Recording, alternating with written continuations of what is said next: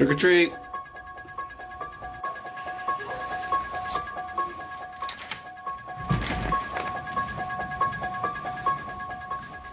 Whoa. Oh. It doesn't even fit in my basket. This Halloween sucks.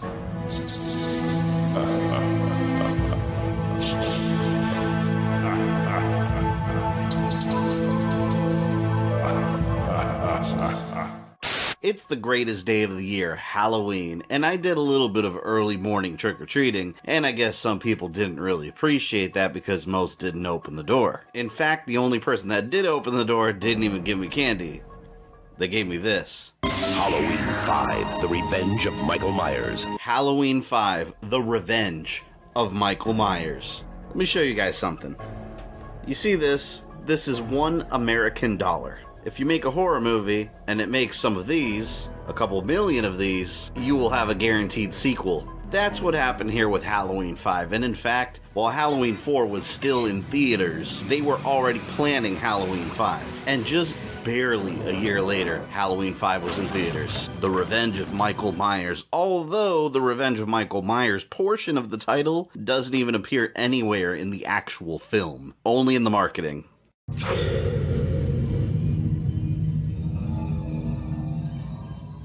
And to say there was some disagreement over the next installment story is an understatement. Halloween 5 was almost a completely different movie. If you go back to 4, it actually had one of the more unique and interesting endings in classic slasher flicks. You can check out my review on that one by clicking the pop-up right there in the corner. Young Jamie Lloyd, the new obsession of Michael Myers, stabs her stepmother after coming into contact with Michael. She's standing there, she's covered in blood, Dr. Loomis is screaming desperation because he knows what just happened. Whatever evil was inside Michael Myers powering him has now jumped into this innocent young girl. Clearly they were setting up Jamie Lloyd to be the new evil, the new shape. There's something so unsettling about that, and I think that would have been such a cool twist. That would have really taken the series in a whole different direction instead of just getting the same thing over and over and over like we did. The first draft ran with that idea. Donald Pleasance, that plays Dr. Loomis, was also very vocal about wanting that idea. But as movie studios usually do, they disagreed, dropped that storyline completely because they thought audiences wanted more Michael Myers, so we ended up with basically a repeat of Halloween 4 with less interesting characters. It really feels like an entry in the series that was very unnecessary. It doesn't really feel unique enough to be its own thing, and as you'll see by the end of this video, it solely exists just to plant seeds for Halloween 6. But before we get into the details, I'd like to go ahead and introduce my Patreon page. If you'd like to help support the channel and allow me to continue creating content like this for all time, you could become a patron for as little as $1 a month by clicking a link in the description or heading over to patreon.com/GamerThumbTV. And for their continued support, I'd also like to thank my current patrons and channel members listed in the description. With all of these continuous slasher films, there's always that one point they get to where it's just a couple movies too much and they're running out of ideas. To me, I feel like Halloween 5 is that point in Halloween where, okay, this is the point where it started going downhill. It kind of dips its toes into the weirdness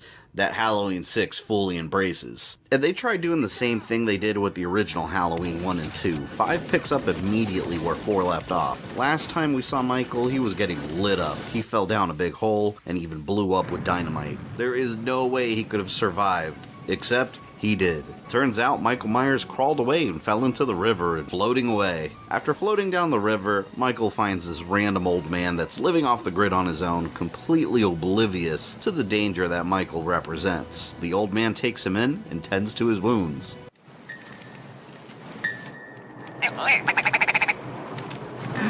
There's nothing out there, Jorge.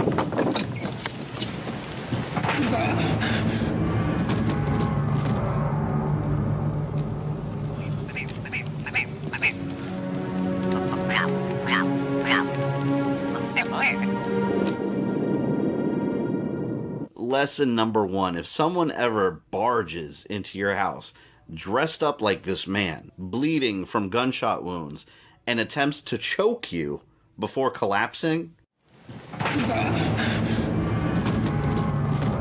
you don't collect him and bring him inside. Halloween Eve, 1 year later. Wait a minute. I understand Michael was shot a couple times, so recovery might take a little bit, but he's been in this old man's shack for a year? An entire year. Why hasn't he tried contacting the police? Hey, I found this guy shot up, he collapsed in my house. And what has Michael been doing this whole time for a year, just booching off this man's hospitality?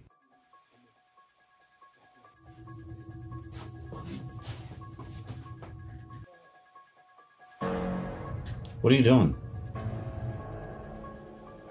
Did you take out the trash like I asked you to? You have all these lights on. I'm paying the electric bill. You've been here almost a year. You haven't even tried getting a job. Can you at least wash a couple dishes? All you do is sit there on YouTube all day watching that stupid Gamer Thumbs channel. Go do something with your life. And turn off some of these lights. Oh, and remember what I just said about bringing someone like Michael into your home? Well, I present to you the result. And at the beginning of the movie here is where you can tell how strange everything is getting. Jamie's traumatized over stabbing her stepmother at the end of the last movie, so she's in some sort of children's hospital recovering, and she can't talk anymore. Yes, it's possible in real life for kids going through a traumatic experience to become mute. But that's not the weird part. Now Jamie has some sort of psychic connection with Michael. Throughout the whole movie, she could feel him coming. So when Michael is nearby or he's doing something, she starts seeing through his eyes and recreating his movements. She can tell when people are in danger. Oh, and they zoom in on Michael's wrist, and he's got a tattoo now, which I'm not going to get into that with this video. It's there just as a setup for 6. But this movie doesn't explain it at all. By the end of this movie, you have no idea what that means. With the whole psychic link thing, this is the first time we've seen something truly supernatural involving Michael, of course aside from surviving all sorts of things and the ending of the last movie. But the psychic connection with Jamie is a main plot device they keep returning to. It is a little distracting. Every time Michael's on the hunt, they keep flip-flopping back and forth to what he's doing, and Jamie having convulsions and everyone asking her what's going on. It's just a constant thing throughout the movie. And I gotta say, one great thing about this movie is the performances from the main leads. Danielle Harris as Jamie is fantastic. She seems believable as a terrified little girl that can't communicate well anymore. And Donald Pleasance is back as Dr. Loomis, a staple of the Halloween series, and he's always a pleasure to watch. You can slowly see this character losing his mind from movie to movie. No matter how bad these movies get, Dr. Loomis stays great, and he really hams it up here. He somehow knows that Jamie has this psychic link with Michael now, and keeps visiting her to try and get information to where Michael is, but he comes off so aggressive with this child. You sense something, don't you? Tell me. But you know where he is. Jamie, listen. Tell me what you know. Right. Jamie, please. Right. I know it wasn't intended to be funny, but I get a chuckle every time he thinks Michael's around. Everybody's constantly on edge around him. I'm going to show you something. Look at this. Look at that.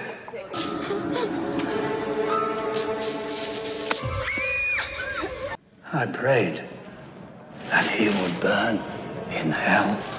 Why don't you stay the night? Oh, I'm sorry, I gotta run. Tina, please. Stay away, okay? You know, you're really creepy filling that little girl with all that boogeyman crap. But in my heart, I knew that hell would not have him. Thomas! What the hell are you doing?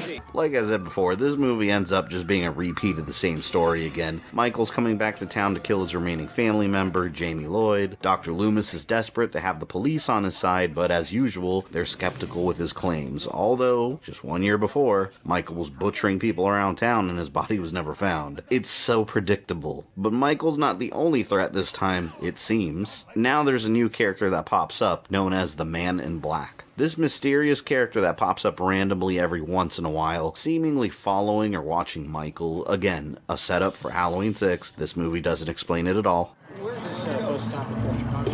Let's see, we're going to go to Bloomington, Redfield, Evanston, and then final destination. And I have a real problem with the scene. Was it really necessary to bump into that dog? He could have easily just walked around him. You know what? In these movies, kill all the people you want. Leave the dogs alone, please. Speaking of dogs, Michael's first stop into town is where Rachel is, her sister figure from the last movie. And her dog Max starts flipping out because Michael's in the area. Jamie starts having her freak out because she feels Rachel's in danger, and Dr. Loomis calls Rachel to warn her that she could be in danger. So Rachel runs outside in a towel to get help, and eventually the cops come, and I was so confused by this scene. The Halloween movies up to this point have been mostly serious with no real comedy in them. These guys, I call them the clown cops, are added into the movie as some sort of out-of-place comic relief. It's supposed to be a reference to the bumbling cops from The Last House on the Left, but the tone is so different from anything else in this movie. When they show up, they play these weird clown noises in the background, these little circus sounds. Trying to find that out. All clear. Nothing above, nothing below. I'm so embarrassed. It's what we're here for. Rescue cats. Find dogs. That's a job. And we love it. I swear this is not edited in by me. This is in the actual movie. And it's not the only time they do it. I don't get it. It's not funny at all. Why does Halloween 5 need to have comic relief inserted into an otherwise gory murder flick? As you can imagine, the clown cops don't really contribute much to the defeat of Michael Myers. Hey, come on. Enough's enough, all right? Hey, somebody can get hurt with that thing. Hey, somebody's gonna get hurt with that thing. Unbelievable. No respect for authority anymore. It's the parents. Yeah. Hey! All right, punk. I'm through fooling around. Help me! Please help me!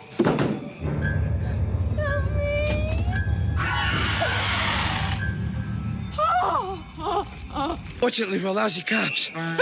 Sorry. And I find the original trailer for this movie hilarious. It stresses that this time, they're ready. But you know where he is. Halloween 5. This time, they're ready. And it's actually the tagline of the poster also. Who exactly is this they that are ready? It seems like anytime Michael pops up, nobody is ready. And in fact, they just panic. Then they die.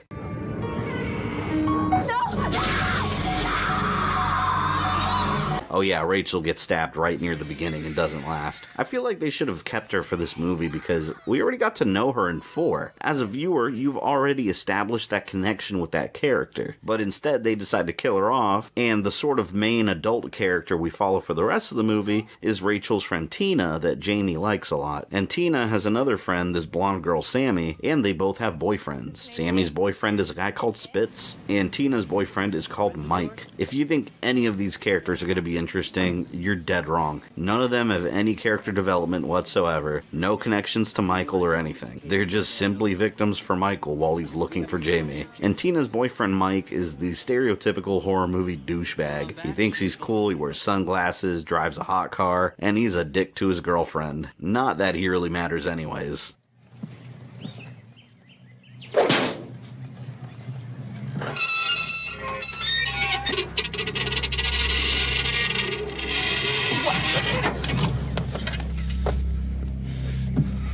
Okay, asshole. You wanna play? Trick or treat!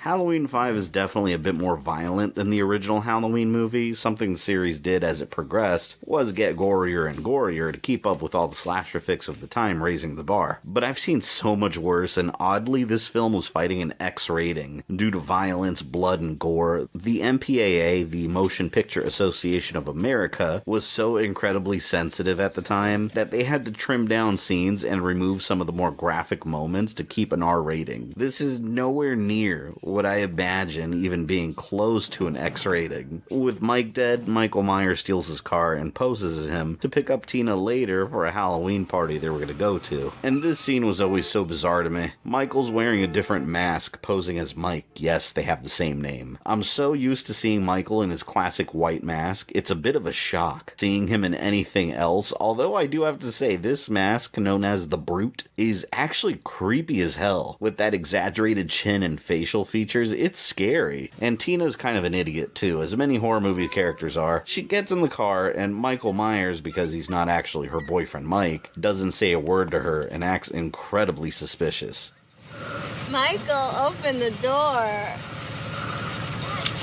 Mike! Michael, it's cold out here. Come on, open the door. I want you to know, I just love barbaric men. Michael, don't I even get a kiss?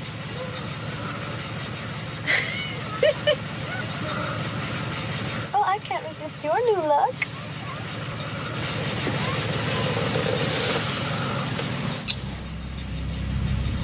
It feels creepy.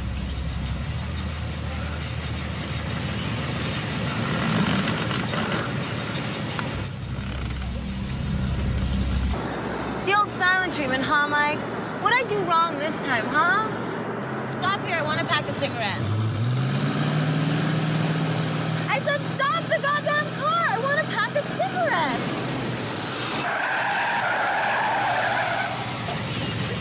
This man just picked you up. His hands are covered, his face is covered, probably has a completely different body frame as your boyfriend, and he isn't saying a word. You don't think that just for a moment, for just a fragment of a second, there might be some shenanigans afoot. Something not right.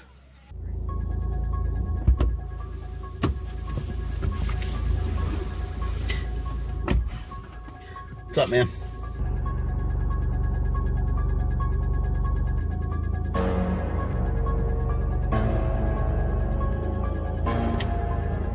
Why are you staring at me?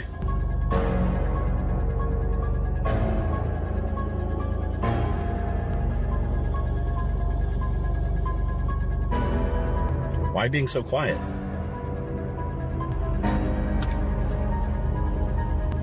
I don't get it.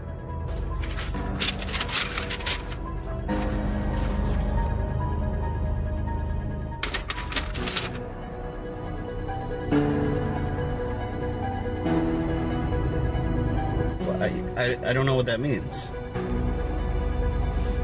No. Lucky for Tina, Jamie has her convulsions again and they go find her before something can happen, but she decides to go to the Halloween party anyways, and the clown cops escort her in their clown car, with Michael following close behind. And I've seen plenty of horror movies, so I understand that police in these things are supposed to be kinda dumb, or else you're gonna resolve the problem of the serial killer way too quickly, but these clown cops take the cake. They clear as day see someone that looks like Michael drive by, knowing there's a possibility that he's out there. I also assume, as police officers, they likely have a description of what he looks like, and they don't do anything.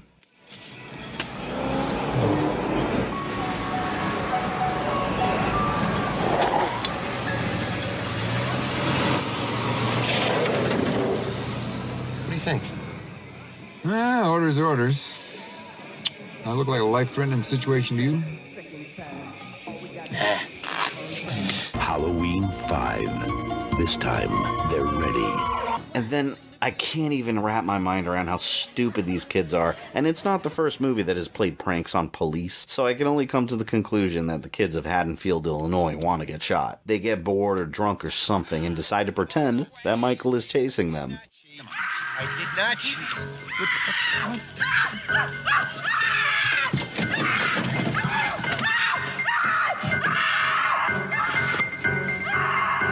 Take me, but spare my friend! She's a virgin. Got her phone number? You think that's funny? Hey, no, man. The cops were aiming their loaded guns directly at you. You could have been easily shot. I can't even with this movie. I can't even. And what do teenagers typically do in horror movies when they finish partying it up? They get sexy with each other. Something that is bound to seal your fate if you're a horror movie character. Spit! Oh my God!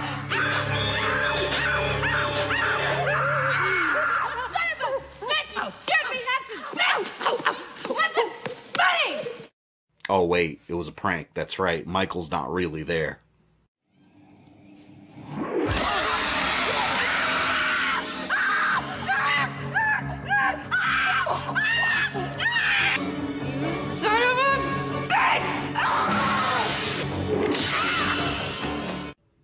never mind. Halloween 5. This time, they're ready. Once the party's over, Tina goes to look for her friends, realizes they're dead, and whoops! The guy in the car from earlier was actually a supernatural murderer that wants to kill her. What a surprise. And she starts hauling ass, but little Jamie Lloyd is on the way to rescue her with her friend Billy.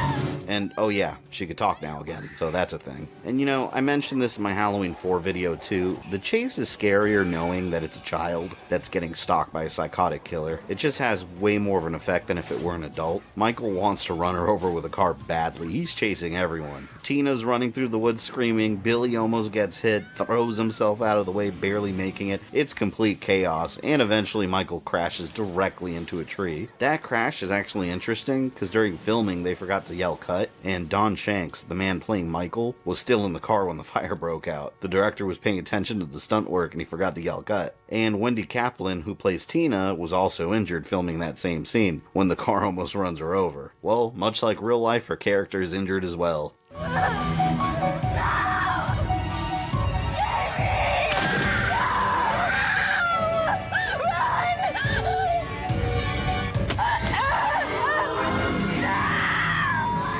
And just like that, all of the teenage victims are done, leaving only Jamie and Dr. Loomis to take care of Michael. Dr. Loomis speaks to Michael somewhere out in the woods, and I actually like the speech he gives. It's pretty well written. It provides some sort of reason that's not ridiculous, like in Halloween 6, as to why Michael is killing people. But Dr. Loomis implies that Michael has some sort of uncontrollable rage inside that he thinks will go away once he kills his family. It gives him some sort of humanity while still not taking away the mystery behind the character. Michael, it will destroy you too. One day, Michael, this rage which drives you, you think if you kill them all, it will go away. It won't. Dr. Loomis tells him to go home, and together with Jamie, they develop a plan to lure Michael into a trap. I guess this is what they meant by... This time, they're ready. But the plan really isn't that great. They go back to the Myers house and plant Jamie right by the window with the light on while she's combing her hair, like Michael's sister originally did. It couldn't be more obvious it's a trap. Then Jamie pretends to have another convulsion, pretending that Billy's in danger, so all the police leave to go check on him, leaving just a few cops. Dr. Loomis knew Michael wasn't stupid enough to come with so many police in the area, and now with less police, Michael would surely come. Now you'll come. Won't you, Michael? Dr. Loomis. What the hell are you doing? We aren't taking her anywhere. Eddie, do you read me?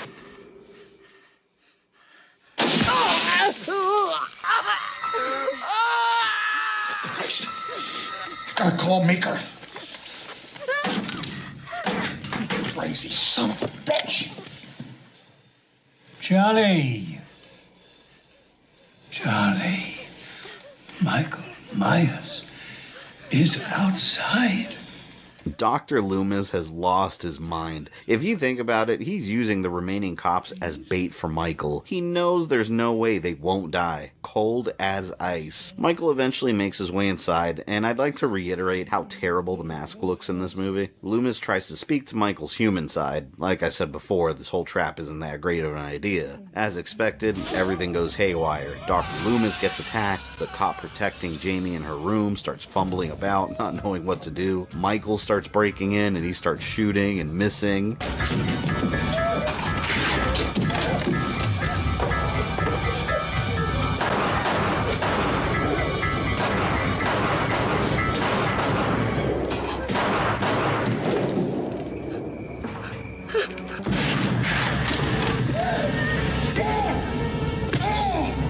trained police officer is not even far away. He's literally feet away from Michael. All he had to do was land one bullet in his head, but he just fires away missing and hits all the non-vital areas. This is how it's done.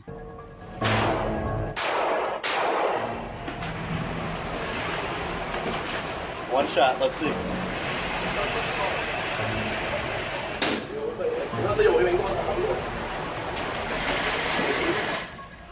One shot in the head.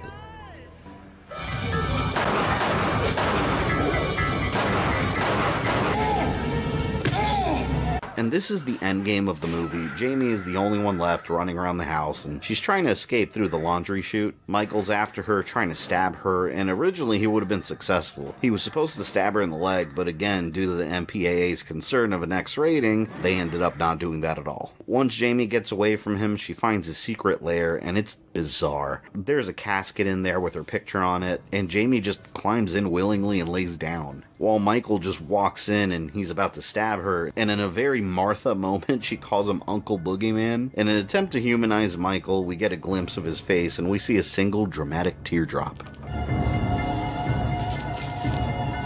Uncle? Boogeyman? Let me see.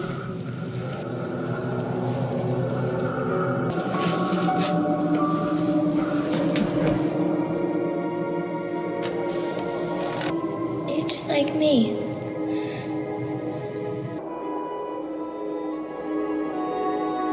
Let me.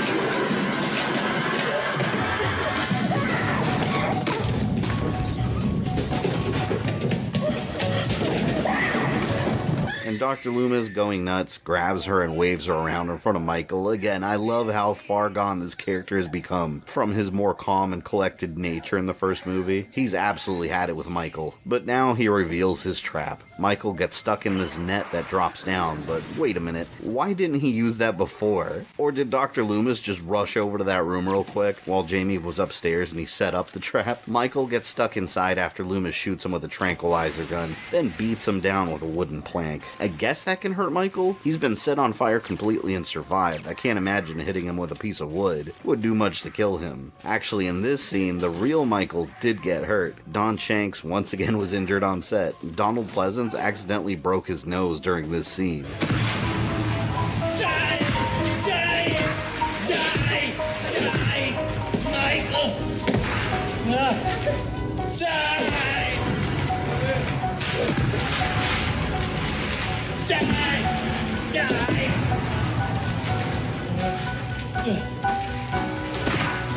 I never understood this part either. After hitting Michael, Loomis just collapses on him, eyes open, and kind of breathes out and stops moving with his eyes still open. Did they just kill him off? They make it seem like Dr. Loomis died. It seems very obvious, but that's not possible since he's also in Halloween 6. It's such an awkwardly made scene. It's like they had no idea where the sequel was going to go. And Michael definitely isn't dead either. He gets taken away by the police and thrown into a jail cell. And I love how nobody will get close enough to him to take off the mask. They just leave it on him and keep him handcuffed in a cell. And are you ready for the teasing lead up to Halloween 6? That mysterious man in black from earlier barges into the police station with a machine gun and lights everyone up, letting Michael escape. A scene that feels like it's from a totally different movie.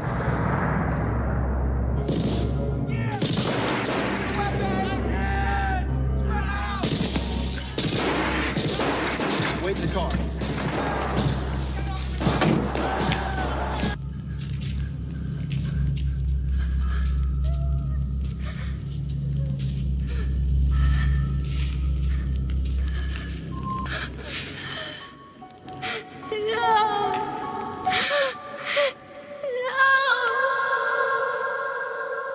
And that's Halloween 5. Not as bad as some of the later installments, but it's where I think the horribleness truly began. Some people say it started with a 4, and oh man, we are in for a wild ride with Halloween 6.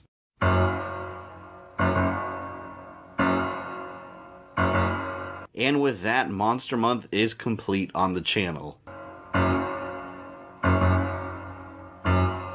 in all seriousness, I want to thank you guys that have been here watching everything. It's taken months and months, most of this year actually, to pull all of this together. Almost non-stop work, so from the bottom of my heart, thank you for watching.